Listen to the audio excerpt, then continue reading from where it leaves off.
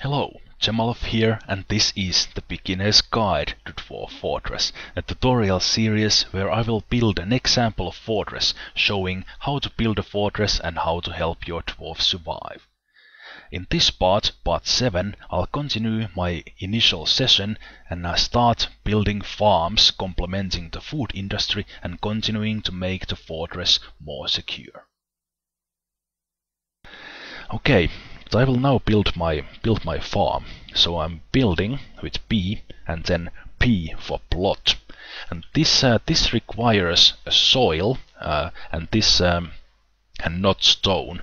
If I was creating farm on a stone, I'd need to wet it first with water to make it a muddy stone.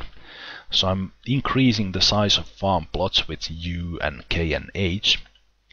And I will make it 4 by 4 for now.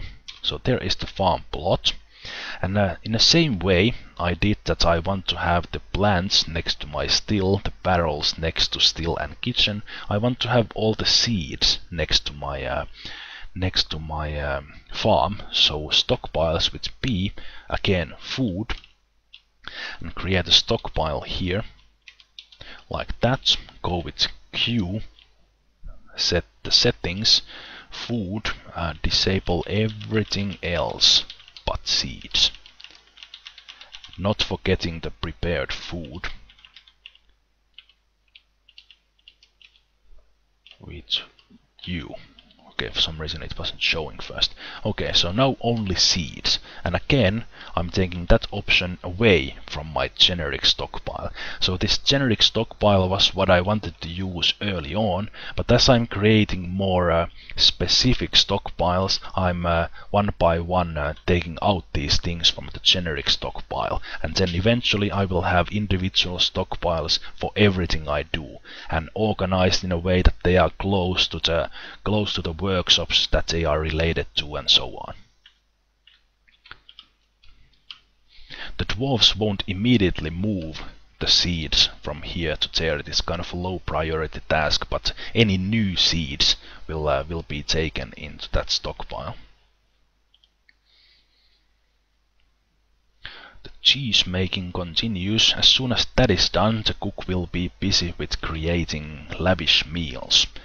That will in a way turn free ingredients into free lavish meals. So get same number of food, but the dwarves prefer and are much happier if they get a nice meal instead of eating raw meat. Which kinda makes sense. Okay, with Q I'm taking a look at this now prepared farm plot, and here I will assign what is farmed and planted each season. I want this first farm plot to be only plump helmets, because plump helmets not only provide booze, but they can even be eaten raw. Of course I will be using them to create meals, but in emergency the dwarves can eat them, so they won't starve to death. I do need to be careful so that I don't get too many plump helmets, but I'm not going to worry about that. And then I will in this room create other farm plots and assign other things to be farmed from them. For example, in the summer I can start farming pigtails. They cannot be farmed yet in the spring, and from the pigtails I can create thread and eventually cloth. I don't have dwarves for that, but I'm already planning ahead with that. And the same thing with sweet pods, cave wheat. I can turn them into alcohol and so on. But now that is done, this is now a plump helmet farm.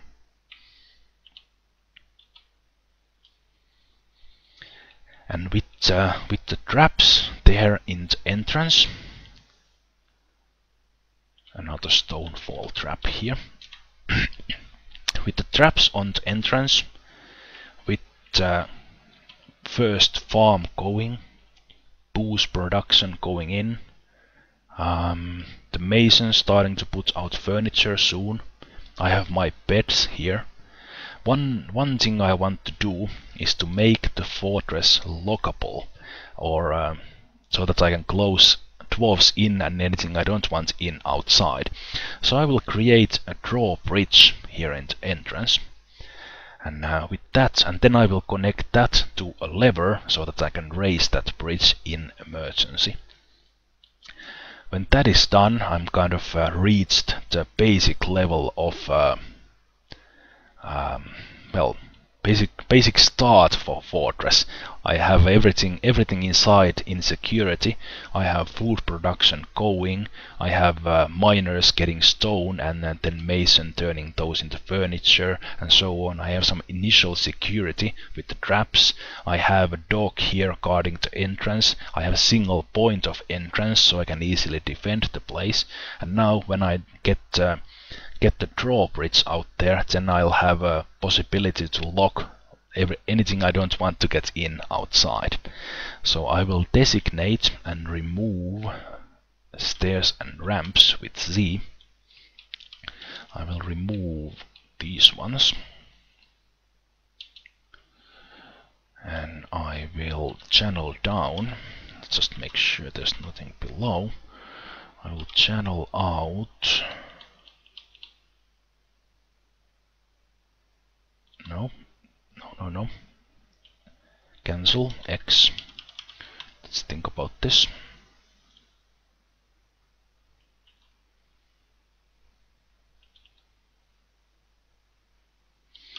I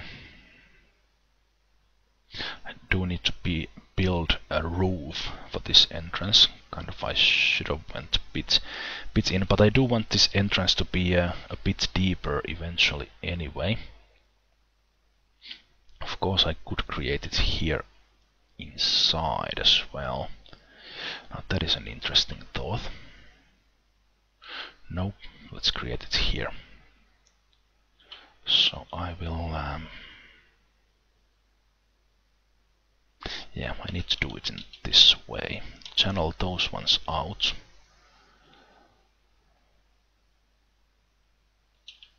Channel that one out. Let's make it too wide. Then I will channel that much. Channel that one. This will make more sense when it's done, I hope. Then let's mine out those ones, and this trap will need to go. So removing this gate trap. Okay. Unit list, 2 rattlesnakes. So far they have kept away from us. No interruptions from those. Okay, we can see the farmer is farming and planting the plump helmets. One thing I like to do early on is to make sure that only farmers harvest. That's because while anyone can harvest, and how many plants you get from the planted seed depends on the farmer's skill. Harvesting increases and levels up farming skill, and I want my farmers to level up faster, so I'm taking a look at orders, set orders, and I will here set that pressing H, I will set that only farmers harvest. This is optional, but I like my farmers to level up, so I'm making them only the farmers. But I do need to make sure that my farmers have time to harvest, because if a plant is not harvested fast enough, it will rot and spoil there and it cannot be used. Here are some other orders here as well, but I'm not touching those. One thing that one might change is the refuse order, because here you can forbid that the dwarves will just ignore refuse. This is good during fights, so that the civilians don't run in and start gathering body parts from the battlefield. Same thing for corpses and so on individually. But and also by default dwarves ignore refuse on the outside. That's good. I want to keep it that way, but one could go collect everything from the outside as well.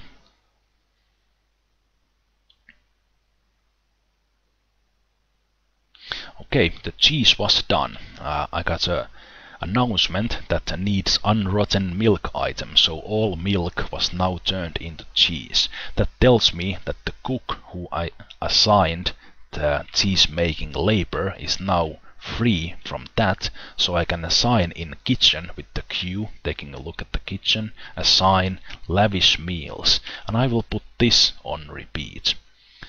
Now I could create a food stockpile here for all the items that the kitchen needs, so making this for all food items apart from the prepared food. This actually needs to be quite big in the long run, so I will make it big. We'll go into settings and let's take you, the prepared food, out of this. I want meat to be here, I want fish to be here. Unprepared fish, when I get to fishery, I want this to be close to the fisherman's workshop or something along those lines, so let's forbid that. Eggs, I will take eggs out for now. No plants here, those are mostly for the still. Drinks, no, I can do booze cooking, but I won't do that just yet. I'm not sure if I'll be doing any beekeeping, but if I do, the meat is drinkable as well. Maybe I will take that out. Cheese, good. Seeds, no. Leaves, no. Milled plant, yes, but I don't need dyes here because those are used for cloth industry. Fat, I would like to have tallow here, but I will just keep the fat on for now. Here, paste is fine, those are fine. Extracts are fine. I don't need those here, and I don't need lye here. Okay, so now this kind of raw food materials will be brought here. And with that said, I could also assign this stockpile to take from another stockpile, but I won't go into that yet. Instead, I will just disable here these raw materials. Actually, let's keep X there for now. Need to get that when I get the turkeys hatching. Drinks can be here. Leaves can be here. Milled plants, no. Paste, press material, extracts. Yeah, I think that's okay. At some moment I might miss an item and then those are just laying around instead of being in a stockpile. So eventually I do want to create a generic food stockpile so that everything is taken somewhere, and it will be close to this one, maybe one level below.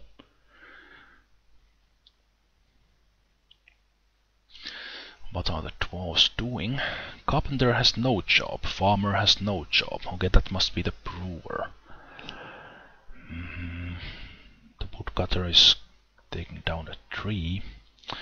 I think I will make my carpenter make out some cages. I have plenty of wood, so I want to create, so add a new task and J for cage. So those can be done there. This removal of the cage trap requires mechanics, and my mechanic has been busy with other things. I almost forgot, I do want to create those first tables, so at Mason's workshop, creating 4 tables and 4 thrones, and a couple of doors.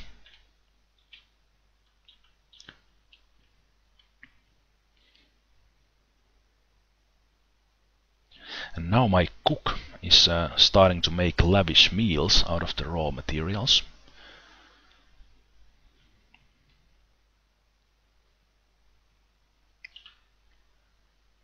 And at the moment I only have that one miner, so if he's busy with other things, nothing is getting mined. So at this moment I will disable some of his laborers. He has already leveled up to the professional miner. Don't haul wood. Don't haul items or refuse or furniture or animals. Well, actually food as well. Anything else can be kept on. So now the miner can mine. If you have 2 miners, you don't need to do this. If you only have 1, it's probably a good thing to do. And here we can also see that one of my dwarves is ecstatic. And one of my other dwarves is ecstatic as well. My carpenter is ecstatic and my mason is ecstatic. And let's go take a look at why is that. I committed the changes, yes, okay. Let's use V and take a look at my ecstatic carpenter. Because he's ecstatic, he will do his job a whole lot faster because he's kind of hyped. So with Z I will look at status and then enter thoughts and preferences. Sarves has been ecstatic lately. She had a pretty decent drink. That also makes him happy. It's not a terrible drink. Became caught up in a new romance. So probably that's why he's ecstatic. And maybe with that my mason. She slept in the grass recently. She probably didn't like that. She had a fine drink lately. That's where the skilled brewer comes in. He created a nice drink. She talked with a friend. That also makes her happy. She was caught in the rain. She has complained of the lack of chairs, so she would have liked to sit down when she was eating. And she has been extremely satisfied at job, so it's good to keep dwarves busy. When they are idling too much, depending on their personality, they might not like it so much. Okay, let's take a look at the mason. Should be at the workshop. I'm thinking they have a romance with the carpenter. Usrir has been ecstatic. Caught up in a new romance. Slept in the dirt, didn't like that. Complained of lack of chairs. Okay, yeah, this romance explains why they are ecstatic. That is an extremely happy event for the dwarves, so their happiness level goes up. In the same way, if this whoever they are romancing with should suddenly die, for example, that would be extremely negative happiness event. If we look at the relations, we can see that indeed my mason has a lover, the carpenter, and he's actually already has a grudge with the farmer. Oh man, this is also a good reason to keep the dwarves busy. If they are busy, they don't have time to make enemies in the fort. But that's just a little glance at the relationships of the dwarves. It is important, and it is important to keep in mind how those affect things. There's a barn owl now in the map. Also not a dangerous animal, but I do need to keep an eye on that. If you look at the status, we are on the 12th day of Fellside in late spring, and there are 28 days in each month, and when 16 days go by, the spring will end and it'll be summer. We have plenty of food items. We have plenty of drinks. And the farming is ongoing, so we are producing more. So that's a good thing. And unfortunately, my miner is so busy with everything that he hasn't been able to do things. Okay, he's been actually preparing the bedroom. Right. Okay. Let's move the beds here. This will be the dormitory. As said, individual bedrooms are in the works, but not just now. I will remove these beds so I can take them elsewhere. Taking Q and then pressing X to remove it.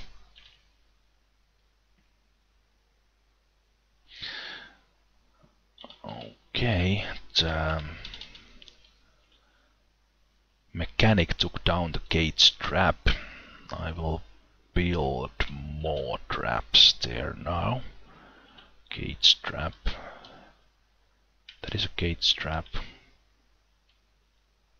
Gauge trap, obsidian mechanism, another gauge trap, another gauge trap, another gauge trap.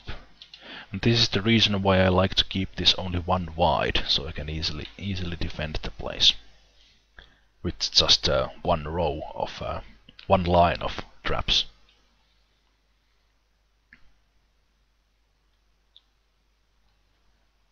The woodcutter has been busy felling trees I assigned early on, moving from left to right, taking down those trees. There are still trees designated to be cut down. And actually at this moment I could take down my wagon. There are still some stones there, but I will assign this for removal. And I will take those stones inside as well pretty soon, probably to this level. Yeah, I will make a stone stockpile here. I don't want to make stone stockpiles too early for the normal stones, because there are so much stone when I do mining that the dwarves will have nothing else to do but haul stone. So I will take the other stones away. The economic stone can beat and the metal ores can stay, because those are a bit rarer, and when this stockpile is full they won't be filling that up. But this will haul the stones away from the wagon. Oh, whoa, whoa, whoa, whoa. Oh, that's the owl. Ooh, no, that is an emu. Is this an emu? No, that's the barn owl. There's a flock of emus here. Oh, emu. That's the large animal, as you probably know.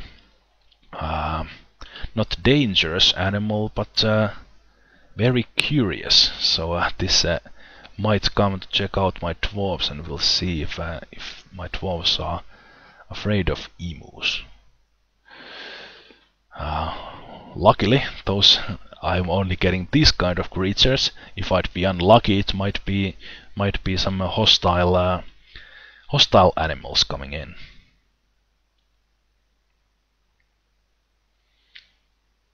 Okay, looks like my miner got the job done below and is now here finishing up that farming room.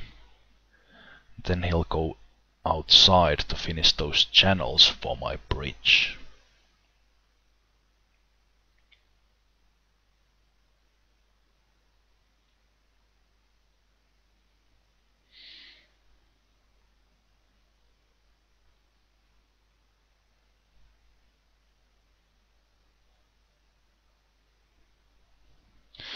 Okay, and then I want... oh, crap. Oh, yeah, I accidentally channeled down this slope here. That was not my intention, but I did it. It's done. Let's take those ramps out.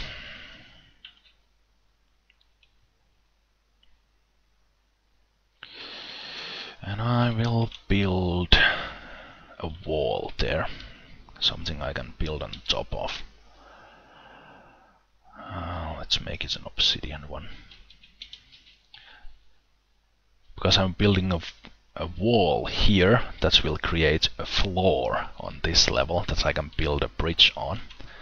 I didn't mean to channel that down, but that was a mistake.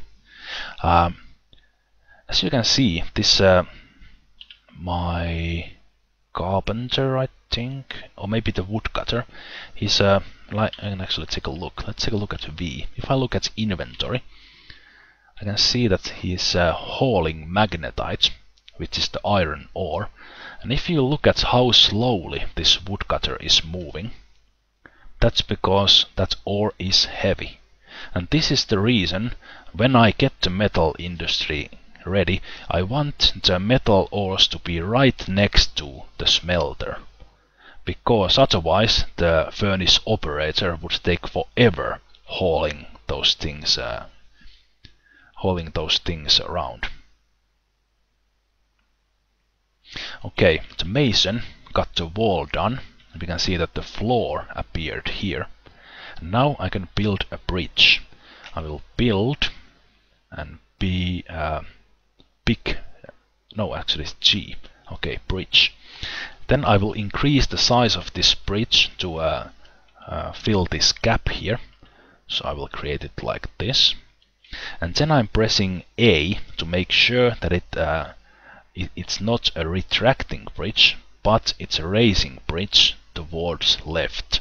So we can see that the arrow appears there. So it has a base here in this edge of the corridor. And when I connect this to a lever with mechanisms, I can raise this bridge to the left, making a wall here, not letting anything in. And when I take these ramps out, nothing can get into my fortress through that bridge. So it'll be here, retracting to that way. Make it from obsidian. And it's depending on the size of the bridge, how many materials that takes. Since my farming room is done, I will create another farm plot here. Make it there. And when the farmers finish that up, I can designate items to be planted. So now no plump helmets for this one. So let's make it, because it varies what I can farm. I will put this to make sweet pots in spring and summer, and then in autumn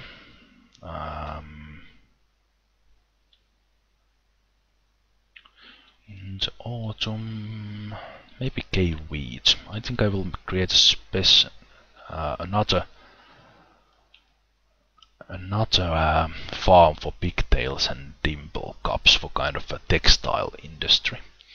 In the winter, I'm not going to assign anything here for now. I might put this on fertilizing, but I would need to make that fertilizer. Things moving fast, removing that one last bed. And here in this room I now have beds. I will place the other beds that were removed from above and make them here. There we go. And now I will with Q place my X on this bedroom and make it the size of this whole place. Press enter and assign this to be dormitory with D. That means a common sleeping room. A barracks would be a sleeping room and a room for military, but for now this is a common sleeping area for the dwarves. So I will actually give it a name. Common sleeping room.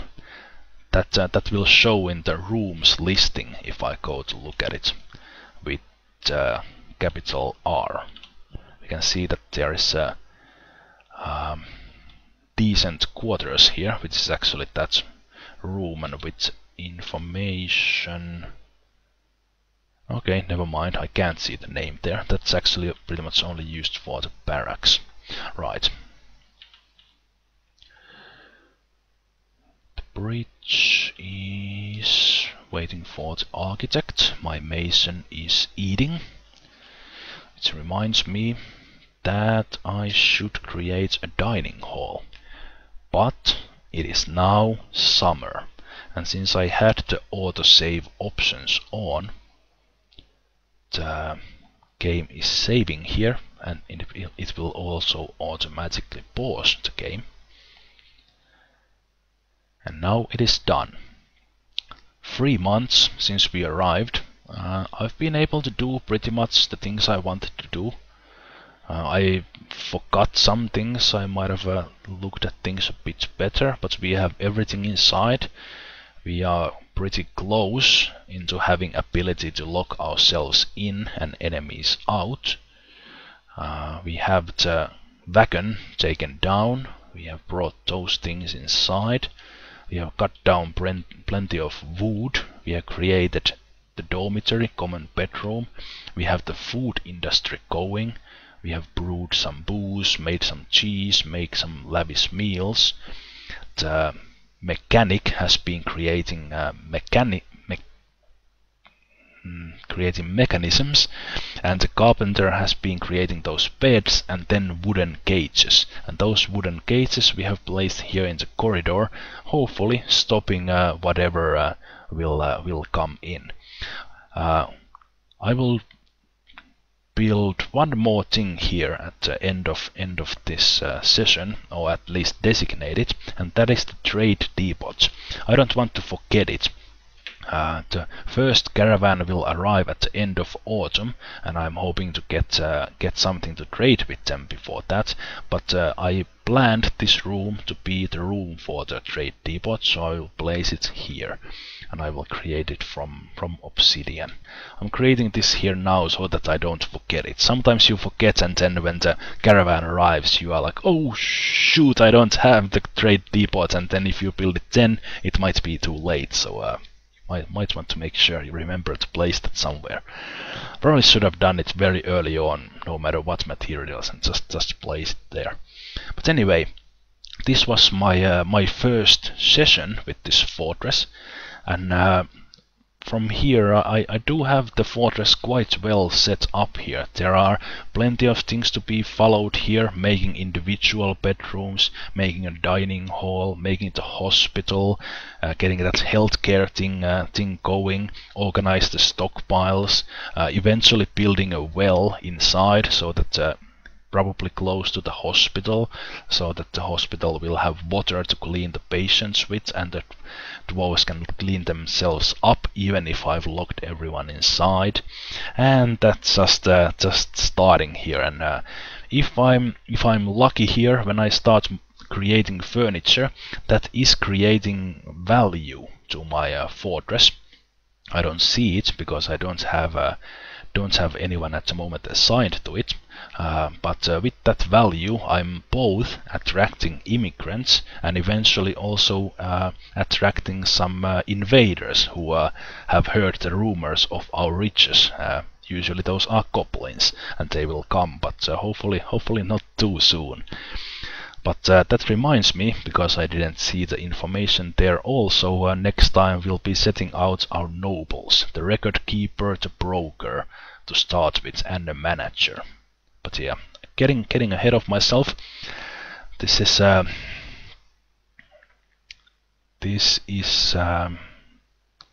where the game really starts. This was kind of the setup, and now I really need to start thinking of what I want to do and make sure I have everything done and ready for the immigrants, and the fortress ready for possible invaders. So anyway, thanks for watching this session. Not sure how many videos I made this to be, but I hope you found this useful, and if you have any questions, feel free to post them in the comments. I'll be answering them in the comments or in the upcoming videos, and I'll see you in the next part when we'll be doing all those things and more that I already mentioned. Take care, bye bye.